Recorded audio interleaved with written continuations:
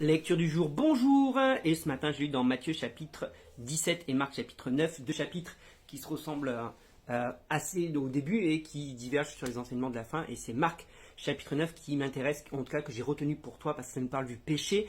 Et au début, je me suis dit, oh, ça fait peut-être un peu cliché parler du péché encore. Mais au final, je m'aperçois que c'est la chose contre laquelle on lutte toute notre vie en tant que chrétien et combien c'est important d'en parler et de donner des astuces pour lutter contre ça. Et Jésus donne une sacrée astuce contre le péché justement. Et il va dire, si ta main droite est une occasion de chute, coupe-la. Si ton œil est une occasion de chute, arrache-le. Si ton pied est une occasion de chute, coupe-le. Parce qu'il vaut mieux rentrer dans le royaume des cieux borgne, boiteux, manchot, que d'avoir ses deux pieds, ses deux yeux, ses deux pieds et ses deux mains et aller dans un lieu de souffrance où la souffrance est éternelle. Alors, bien sûr, tu vas te dire, waouh, mais quand même, Jésus nous demande de nous mutiler.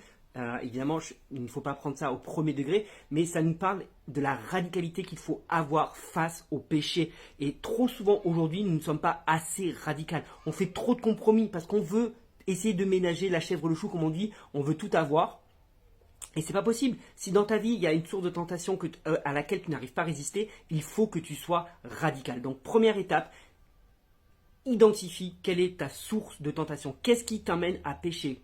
Qu'est-ce qui te fait tomber systématiquement dans le péché? Si les réseaux sociaux, si YouTube, si un certain type d'application te fait tomber systématiquement dans le péché, désinstalle cette application. C'est pas compliqué. Si TikTok, si Instagram, si Facebook est une source de tentation et te fait tomber dans le péché, supprime.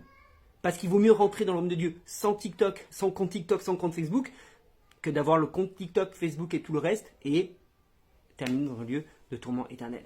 C'est ce que nous dit Jésus. Si carrément tu as déjà essayé, mais que tu finis toujours par réinstaller les applications et que ça te refait tomber dans le péché, ben, c'est encore plus radical. Change de téléphone. Arrête le smartphone. Prends un téléphone qui te permet d'appeler et de recevoir des appels, parce qu'aujourd'hui c'est quand même compliqué de ne pas du tout avoir de téléphone mobile. Mais tu peux avoir des téléphones dans lesquels tu n'as pas d'application. Hein, tu connais les téléphones basiques, là, juste des SMS en caractère limité.